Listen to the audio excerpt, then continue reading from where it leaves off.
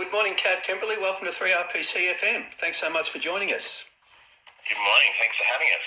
Oh, our pleasure, mate. Look, now we're talking to you from here in Portland in Victoria. Can I ask where you are currently? I am in Fremantle, Western Australia, just getting my pre-season training on, ready to hit the road and play some shows. Oh, okay, fantastic. Yes, because you're a Freo boy, I believe. Yes, I am. Yes, born and bred. Fantastic. Look, there's certainly a fair bit happening for Kav Temperley, solo artist at the moment. The new single, the tour, and of course the upcoming album. Yes. I've been chipping away at it for the last 2.5 years of the pandemic, and now, thankfully, the world is opening up and the record's almost ready to come out, so it's all been pretty good timing. Fantastic stuff. Look, if we can start by talking about the new single, Graduation Day. Congratulations. What a brilliant song. Thanks very much. Yeah, I'm really proud of it, and obviously I've got Katie on it as well, so that makes it pretty exciting in itself because we've known each other for a really long time, and to finally actually get it together and write and record a song together was a huge achievement. Yeah, fantastic. Look, can you tell us a little bit about the song, how it came about and the inspiration behind it? Yeah, well, it's funny because I sat down at the piano one night, and I was often what me and my wife do in the evenings is we'll have a glass of wine, we'll sit down at the piano and we'll just kind of talk about song ideas. And there's actually an Australian artist who someone had reached out to me and said, "Oh, do you want to write a song for this artist?" I won't mention who they are. And I was like, "Oh yeah, that sounds great." So we sat down and I thought, well, what kind of song would they want to sing? And I was like, well, it has to be some kind of small town, trying to break out, right, into the world. And then, which I kind of realized is basically our story, because we live in a small town, and to do anything in music, you really have to get out of Perth and Fremantle because it's so far away from everyone. And so we started to talk about the rituals of what went on, when you were, growing up here in Fremantle. And one of the things that both me and my wife did, which was, we both went to the same high school, is that you would walk down to the old Freo traffic bridge on graduation day, and you'd jump off into the river, right, and then you'd be like, whoop, and then all the cars would stop and yell at you and be like, "You crazy kids, what are you doing?"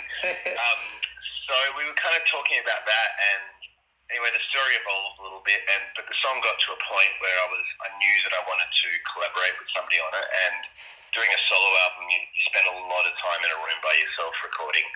So eventually I got pretty bored and rang up Katie and said, "Hey, what are you doing? Do you want to come and have a jam?" And she said yes. So she came over, and I told her about the story, and so we started to write the second verse, which is, kind of from her perspective. And it's, she did leave. She went to New York for a while, went to New Zealand, and finally came back. So there's elements of our own stories in there, but we've really tried to wrap it up in this story, which feels like it's about two people talking to each other. Yeah, it's fantastic. Look, it really works. And with Katie Steele from Little Birdie, of course, you and Katie go back a long, long way. Been friends for quite a while. Yeah, she was originally the little sister of one of our mates, because Luke Steele, who, from Empire of the Sun and Sleepy Jackson fame, we're all kind of part of the same posse of bands, all hanging out at this little jam room that we had, right, behind the Beaky Tavern in Freo, and we're all demoing and working on each other's music and stuff. And Katie was hanging around because she was also, her boyfriend played in one of the other bands that were hanging around. And we started doing a bunch of gigs together where Katie would accompany me and she would sing harmonies because she's got this amazing voice. Yeah. And eventually I tried to convince the guys in the band. I said, "Katie's a really good piano player. Why don't we get her to play piano as our session player? And she can do harmonies and stuff." And somewhere in between that, Katie played us a bunch of the songs that she'd been writing, and they were just ridiculously good. So right, we were like, you know what? You do not need to come and join our band. You need to go form your own band. And right, so out of that jam room, Little Birdie formed, and they recorded the demos for their first EP there, and then that got them signed, and away they went. Fantastic stuff. Look, the official video, I love that too. Where did the idea for that come from?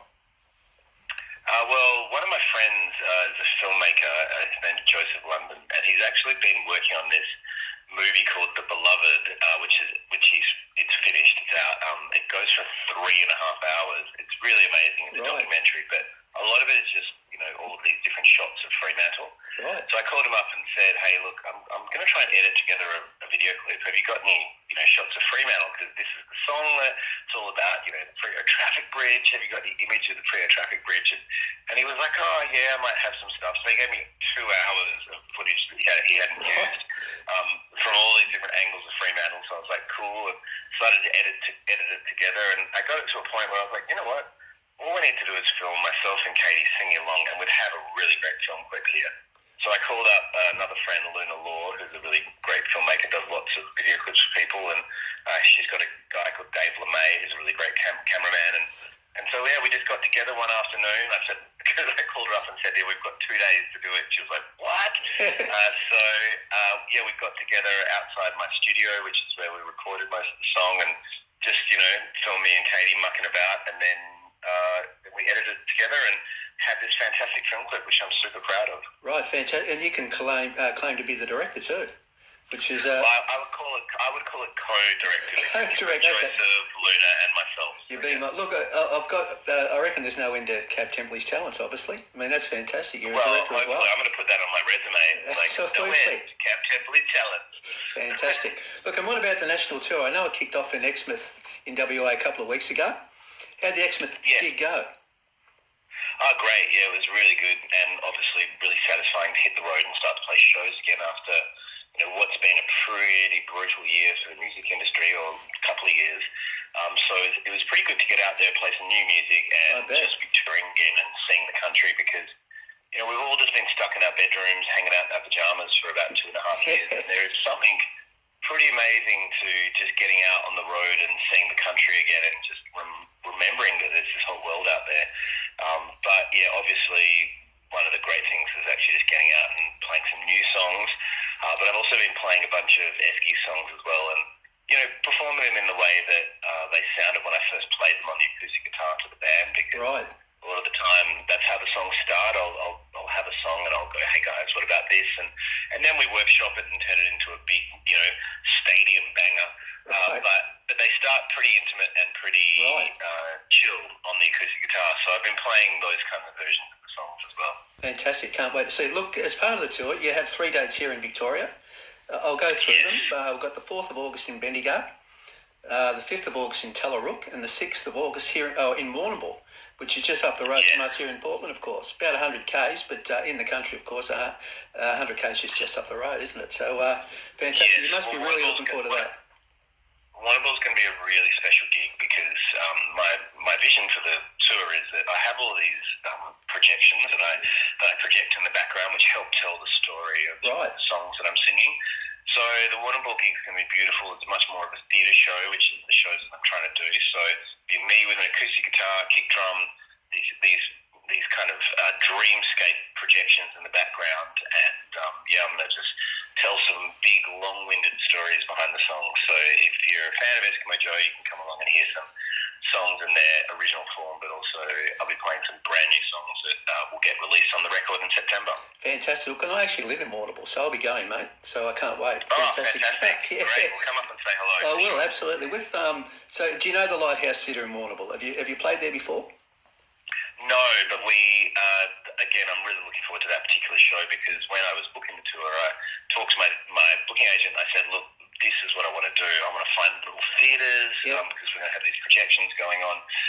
And the Lighthouse Theatre was one of the places that he found. And obviously there'll be a few pub gigs, which will be fun, but really the theatre shows are going to be the really special one. Yeah, look, I think it's fantastic. It's a nice little theatre, mate, so it'll be great. Look, after, I think it's actually after Victoria, you go to New South Wales and ACT for a few dates as well. It's called part 1 of the tour, is it? You've sort of divided into 2 parts? Yeah, well, I've got part 2 has just been announced. Yeah, I saw that. I wish I had a screen in front of me to tell you exactly what those dates are. But yeah, no, I'll be doing the Southwest of Western Australia and a bunch of other shows as well. Right, fantastic. Look, I've got here that it's most of August, so I think you've got a pretty busy August coming up. I think just you got dates all over. I do. It's back to work. There's no more sitting on our hands anymore. No, fantastic. Look, I've got New South Wales and ACT, and then you go back to WA, as you say, and then New South Wales again. And you sort of work your way around. Yeah. Yeah, then we do like Dubbo and Tamworth and all those kinds of places, yeah. Fantastic. Look, you touched on it before with the sort of stuff you're going to be playing. Obviously, your own solo stuff, the new solo stuff, but also some reimagined Eskimo. When I say reimagined, probably what you said, kind of roots, or the early sort of Eskimo Joe stuff before it actually became the big stadium stuff. Yeah, it's more along the lines of, if you take a song like Foreign Land, for example. Right. When I wrote that song, we were in New York and Heath Ledger passed away, and it was a really, really full-on experience, and we felt really sad for Heath and his family. So I sat down with an acoustic guitar and started to kind of write what was going on. And at the end of it, I had this very kind of sad, minor ballad. But we got home, from that trip, and it was time to write the new record. And so the guys were like, right, let's write a big rock and roll song. So they were like, what do you got, Kav? And I was like, I got this song. And so we just kind of sped it up and made it bigger. And it turned into Foreign Land, which is, this huge kind of Led Zeppelin-esque, big rock and roll song. But it started as a very, very quiet, sad song. So I'll be playing that version of the song. Right, fantastic. Look, if we can talk about the upcoming solo album for a moment, Machines of Love and Grace, what a great title. Look, out in September, I believe. You must be really looking forward to the album's release. Yeah, I'm really looking forward to it. It's my second solo release, and so I just feel a little bit more comfortable in my, solo artist skin this time around. I mean, The first album I was super proud of and, really, really happy with, but there's something a bit more lived in about these songs, and because I've been stuck, at home for the last 2.5 years, I've actually really had time to really write this record and record it in a way that makes me feel like I haven't rushed anything out. And it's a document of what's gone on for the last 2.5 years. I mean, I'm not trying to kind of, put a rap sheet out there of everything we went through, but I just want to do what musicians do best, which is tell the story of what we went through in a way that's a bit more easy to digest, which is tunes. So hopefully people get their own stories back from this, but really this is my experience of, living through a pandemic. Great stuff. Can't wait. Look, before we let you go, we have to talk about Eskimo Joe for a moment, and you've sort of touched a little bit. Look, the band, obviously COVID's had a huge impact on the band. Now, am I right in saying you're on a bit of a hiatus at the moment? Is that sort of what's happening with the band, or is that the expression, hiatus? I don't know if you'd call it a hiatus. I mean, everyone, I guess about 2013 was our last proper album that we put out. Right. And then everybody just, probably went on a bit of a sabbatical is probably the word. Sabbatical, okay. And then we kind of re-emerged just before the pandemic hit and did these amazing orchestral shows. Right. And then the pandemic obviously slowed everything down hugely. But we were lucky enough to put out 2 new songs during that time. Yep. And that were the first songs we put out since 2013. And then the plan was to hit the road at some point in time and play 2 of our albums, A Song of the City and Black Fingernails Red Wine, in their entirety from start to finish. Right. So that got, like everybody else's gigs, got put back about a year. So we finally are doing those shows in end of September, early October. Fantastic. So we'll just be hitting the capital cities at this stage, but yeah, for fans of, A Song of the City and Black Fingernails Red Wine, come on down, because we'll play the album from start to finish with all the little psychedelic bleeps and pops. Fantastic. Look, and that was going to be my next question. When are you actually going to play again? You answered for us. Oh, gee, that's just around the corner, isn't it? The end of September. Yeah, it's not too far away. Fantastic. So once I finish this solo tour of the the regional areas, I'll be squeezing back into my Eskies pants and getting on stage and doing all those shows. Great stuff. Look, what about new music from you guys? Have you got anything in the pipeline there, or is it too early to sort of... Not really. We've been... Through the pandemic, we were putting out these things that we call Locked Down Under, and obviously no one's really locked down anymore, but we might put a few more of those tunes out, and that's just us kind of reimagining, some Australian classics that, we love and grew up with. So we're going to put 2 more of those out, and then we hit the road, and then I don't know what happens in the future with Eskies, but I'll keep writing songs. I'll find a home for them somewhere, whether it be a solo album or an Eskimo Joe record. I guarantee new music will keep coming out. Great, fantastic, Kav. Look, thanks so much for joining us today on 3RPC-FM. It's been fantastic, mate. Absolute pleasure. Thank you so much for having us. Cheers. And thanks for the support. I really appreciate it. No, my pleasure, mate. Look, and good luck with Graduation Day and the upcoming album. And can't wait to see you here in Warrnambool, mate. Fantastic stuff. Yeah, absolutely. I'll see you at the Lighthouse Theatre. Okay, mate. Thanks a lot. See you, Kav. Cheers. Bye.